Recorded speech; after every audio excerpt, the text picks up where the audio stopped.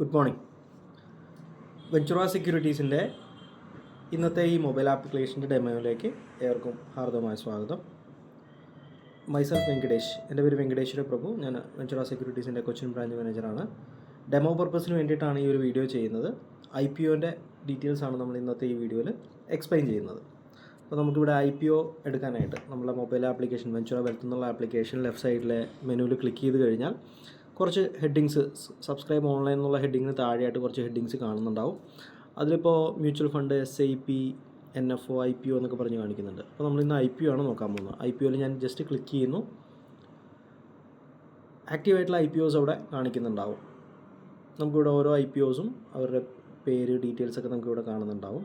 നമ്മളുടെ ഏതാണോ നമുക്ക് നോക്കാൻ ഉദ്ദേശിക്കുന്ന IPO, ജസ്റ്റ് നമുക്കത് ക്ലിക്ക് ചെയ്തിട്ട് ബാക്കി അതിൻ്റെ പ്രൊസീഡിങ്സ് നോക്കാവുന്നതാണ്.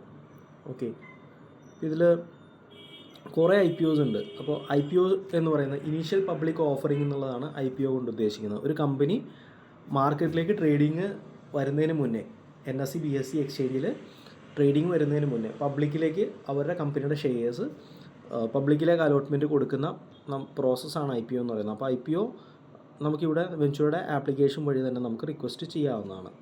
ഇതിലൂടെ ഞാനിവിടെ ഒരു എക്സാമ്പിൾ എടുക്കുന്നുണ്ട്. മമത മെഷീനറി ലിമിറ്റഡ് എന്ന് പറഞ്ഞിട്ടൊരു കമ്പനിയാണ് ഞാനിവിടെ എക്സാമ്പിളായിട്ട് എടുക്കുന്നത്. അപ്പോൾ ഇതിൻ്റെ ബാക്കി വശങ്ങളെല്ലാം പരിശോധിച്ചതിന് ശേഷം കസ്റ്റമേഴ്സിന് അപ്ലൈ ചെയ്യണോ വേണ്ടോ എന്നുള്ളത് തീരുമാനിക്കാവുന്നതാണ്. ഇതൊരു ഡെമോ പർപ്പസിന് വേണ്ടി ചെയ്യുന്ന വീഡിയോ ആയതുകൊണ്ട് ആ ഒരു ഡെമോ പർപ്പസ് എന്നുള്ള രീതിയിൽ മാത്രം എടുക്കുക. ഒരു കാരണവശാലും ഇതൊരു പർച്ചേസിങ് പറയുന്ന ഒരു വീഡിയോ ആയിട്ടോ അല്ലെങ്കിൽ പ്രൊമോഷൻ വീഡിയോ ആയിട്ടോ ഒന്നും എടുക്കരുത്. അപ്പോൾ മമത മെഷീനറി ലിമിറ്റഡ് എന്ന് പറയുന്ന ഒരു കമ്പനിയുടെ ഡെമോ പർപ്പസ് ഞാൻ എടുക്കുകയാണ്. ഇവിടെ പ്രൈസ് ബാൻഡ് എന്ന് പറഞ്ഞിട്ട് 230, 243 പ്രൈസ് ബാൻഡ് ഈ ഒരു കമ്പനിയുടെ പറഞ്ഞിട്ടുണ്ട്. പ്രൈസ് ബാൻഡ് എന്ന് ഉദ്ദേശിക്കുന്ന കമ്പനി ഉദ്ദേശിക്കുന്ന ഒരു ഷെയറിൻ്റെ മാക്സിമം പ്രൈസാണ്. 243 റുപ്പീസിലാണ് ആപ്ലിക്കേഷൻ പറയുന്നത്. ഓപ്പൺ ഡേറ്റ് 19 ഡിസംബർ മുതൽ 23 ഡിസംബർ വരെ പറയുന്നുണ്ട്. ഇൻഡിവിജ്വൽ കാറ്റഗറിയിലും അവരുടെ എംപ്ലോയീസ് കാറ്റഗറിയിലും അപ്ലൈ ചെയ്യാൻ വേണ്ടിയിട്ടുള്ള ആപ്ലിക്കേഷൻ നമുക്കിവിടെ എടുക്കാം. അതിന് താഴെയായിട്ട് റീറ്റെയിൽ അല്ലെങ്കിൽ HNI എന്ന് പറയുന്ന കാറ്റഗറി ഉണ്ട്. അപ്പോൾ റീറ്റെയിൽ കാറ്റഗറിയിലാണെങ്കിൽ ഒരു ലോട്ടിന് 61 ഷെയർ വെച്ചിട്ടാണ് അവർ മിനിമം ആപ്ലിക്കേഷൻ പറയുന്നത്. 243 വെച്ചിട്ട് 14,823 രൂപയാണ് ഒരു ലോട്ടിന് മിനിമം വേണ്ടത്. നമുക്ക് 2 ലോട്ട് വേണമെങ്കിൽ 29,646 രൂപ വരും. അപ്പോൾ ഞാനിവിടെ മിനിമം ലോട്ട് വെച്ചിട്ടുള്ള എക്സാമ്പിളാണ് ഇവിടെ കാണിക്കുന്നത്.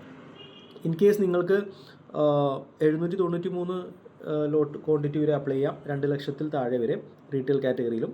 ഇനി 2 ലക്ഷത്തിന് മേളിലാണ് നിങ്ങൾ അപ്ലൈ ചെയ്യേണ്ടതെങ്കിൽ HNI കാറ്റഗറി ചൂസ് ചെയ്ത് കഴിഞ്ഞാൽ നമുക്ക് 5 ലക്ഷം വരെയുള്ള വാല്യൂവിന് അപ്ലൈ ചെയ്യാവുന്നതാണ്.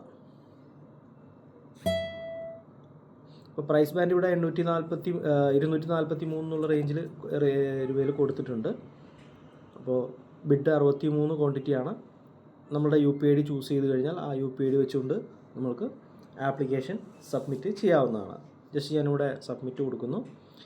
ഇത്രയും കൊടുത്തു കഴിഞ്ഞാൽ നമ്മളുടെ ബാങ്കിൽ ആണ് ഫണ്ട് കീപ്പ് ചെയ്യേണ്ടത്. 14,823 എന്ന് പറയുന്ന ഫണ്ട് നമ്മളുടെ UPI ആപ്പിൽ ലിങ്ക് ചെയ്തിരിക്കുന്ന ബാങ്കിലാണ് അതിൻ്റെ ഫണ്ട് കീപ്പ് ചെയ്യേണ്ടത്. ആ ഫണ്ട് UPI ആപ്ലിക്കേഷൻ വഴി തന്നെ ബ്ലോക്ക് ആവുകയും നമുക്ക് പിന്നീട് അലോട്ട്മെൻറ്റ് കിട്ടുന്നുണ്ടെങ്കിൽ ഡെബിറ്റ് ആവുകയും ചെയ്യുന്നുണ്ടാവും. ഒരു കാരണവശാലും വെഞ്ചുറ ട്രേഡിംഗ് അക്കൗണ്ടിലല്ല, നമ്മൾ ലിങ്ക് ചെയ്തിരിക്കുന്ന UPI ആപ്പിലുള്ള ബാങ്കിലാണ് ഫണ്ട് കീപ്പ് ചെയ്യേണ്ടത്. ഇവിടെ നമ്മൾ ഓർഡർ പ്രോസസ്സ് കഴിഞ്ഞു. ബിഡ് ആക്സെപ്റ്റഡ് എന്ന് പറഞ്ഞിട്ട് കാണിക്കുന്നുണ്ട്.